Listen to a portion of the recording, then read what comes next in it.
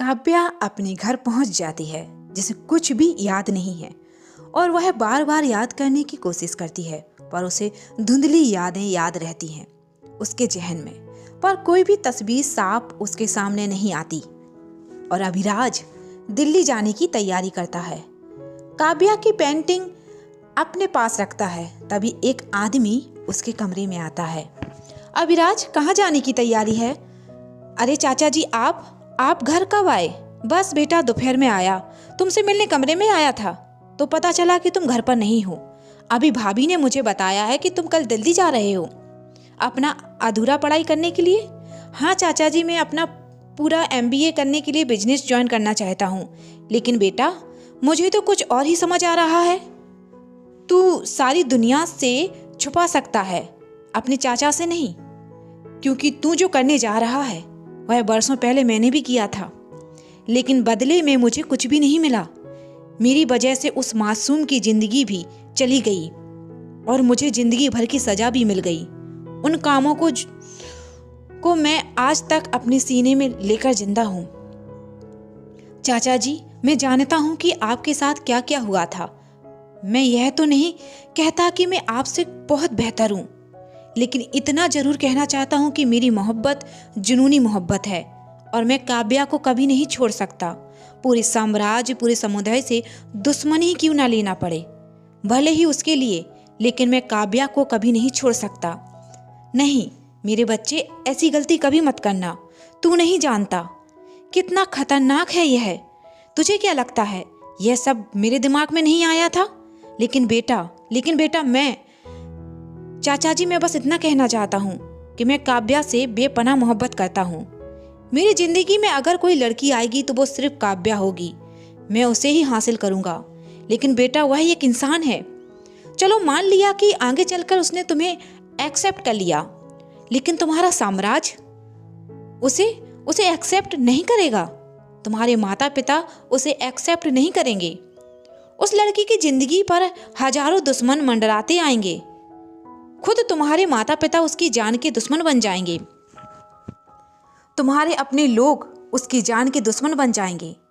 किससे बचाएगा उसे? और फिर एक दिन तेरी ही आंखों के सामने, तेरी ही बाहों में वह अभिराज चिल्लाकर कहता है, मैं अपनी काव्या की हिफाजत करूंगा। वह दिन कभी नहीं आएगा, मैं ऐसा कुछ नहीं होने दूंगा।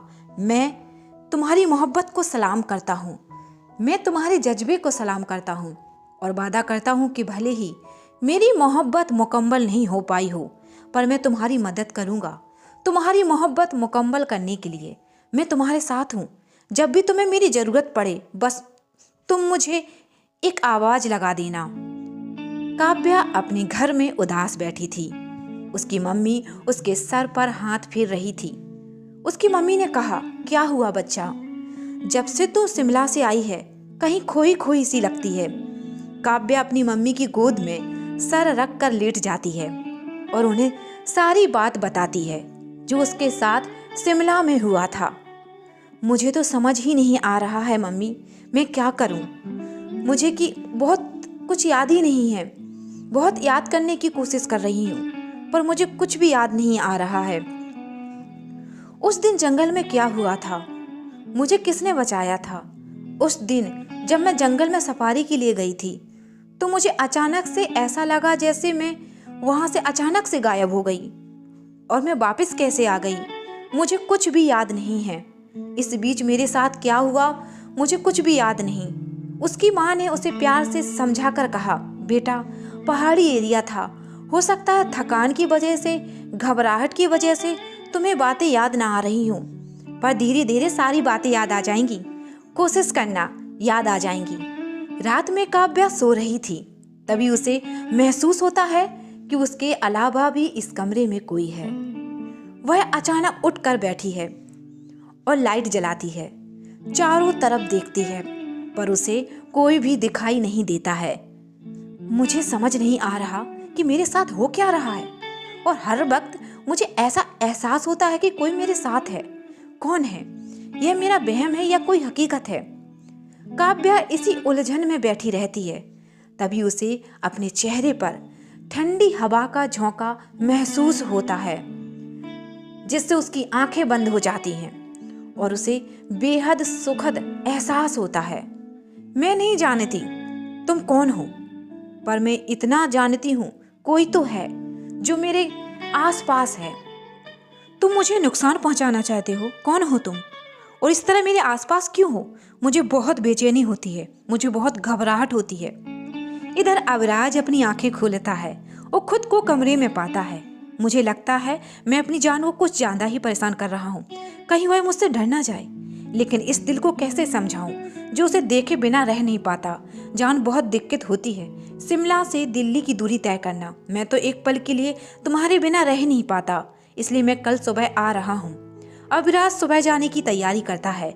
माया जी कहती हैं, बेटा वहाँ पर तुम्हारे रहने का बहुत अच्छे से इंतजाम हो चुका है, तुम्हारी सिक्योरिटी का इंतजाम भी बहुत अच्छे से कर दिया गया है। उम्मीद है कि तुम वहाँ बहुत जल्द अपनी पढ़ाई पूरी करके वापस आ जाओगी। महेश जी कहते हैं, मुझे यह भी पता है कि तुम दिल्ली क्यों जा रहे हो, पढ़ाई की आड़ में तुम करना क्या चाहते हो, पर फिर भी मैं तुम्हें रोकूंगा नहीं। मैं भी जानता हूँ यह सब तुम्हारी बचपना है, जो भी बहुत ही जल्द खत्म हो जाएगा। आने वाले समय में तुम हमारे साम्राज्य हो जाओगे, इसलिए अपने दायित्व को निभाना सीखो।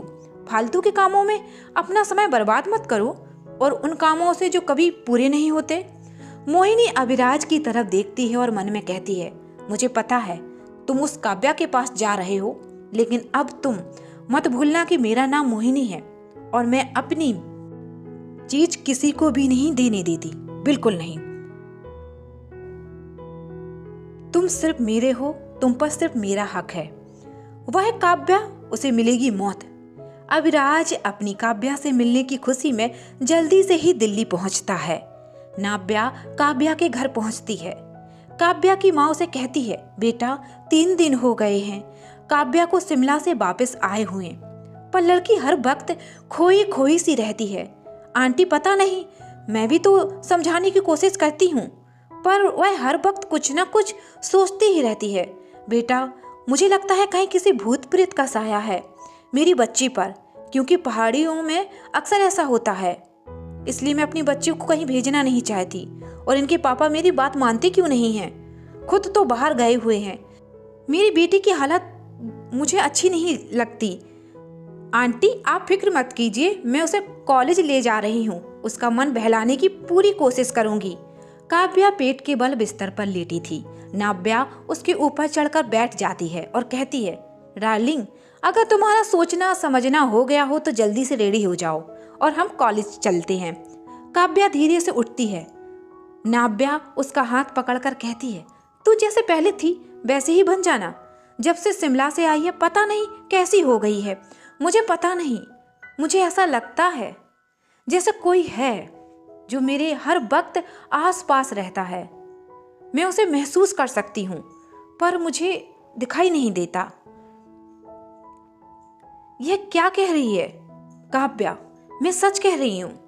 मैं कल रात भी उसे महसूस किया, मैंने शिमला में भी उसे महसूस किया, जब हम दिल्ली वापस आए तब भी मैंने महसूस किया। मैं उसे देख नहीं सकती। कौन हो सकता है जो हर वक्त मेरे पास रहता है और मुझे उसका एहसास डरावना नहीं लगता? इसके बारे में किसी जानकार आदमी से पता करते हैं। फिलहाल तुम कॉलेज चलो और इन चीज़ों से अपना दिमाग हटाने की कोशिश करो। काव्या कॉलेज पहुंच जाती है। पूरे कॉलेज में सिर्फ एक ही चर्चा थी कि इस कॉलेज में अविराज सिंघानिया का एडमिशन हो रहा है, जो कि बहुत ही पावरफुल और पैसे वाला इंसान है। अविराज सिंघानिया ने अपना आधा MBA इसी कॉलेज से करके उसे अधूरा छोड़ दिया था। अपने पापा का बिजनेस संभालने चला गया था, पर अचानक से वह फिर वापस आ रहा है अपना पूरा MBA करने के लिए। काव्या कहती है, ये लड़कियां पागल हो गई हैं क्या? इनके सर पर देखो अविराज सिंघानिया का भूत सवार है। नाव्या कहती है, मैंने सुना है यार बहुत डैशिंग लगता है। काश यार कोई डैशिंग और स्मार्ट लड़का मेरी लाइफ में आ जाए। काव्या कुछ नहीं बोलती और चुपचाप जाकर अपनी पढ़ाई में लग जाती है। पर हर वक्त उसके दिमाग में यही चलता रहता है कि कौन है वह जो उसके आसपास रहता है।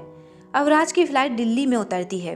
अविराज आंखें खोल कर देखता है। जान देखो, मैं तुम्हारे पास आ गया हूँ, तुम्हारे शहर में आ गया हूँ। अब मैं हर वक्त तुम्हारे साथ रहूंगा, तुम्हारी आंखों के सामने। फिर भी देखता हूँ तुम कैसे मेरे एहसास से खुद को बचा पाती हो। वह दिन दूर नहीं जब तुम खुद अपने प्यारों से चलकर मेरे पास आओगी, मेरे गले से लगोगी और मुझसे कहोगी कि मैं तुम्हें बेपनाह मोहब्बत करती हूँ और मेरे सिवा जी नहीं सकती।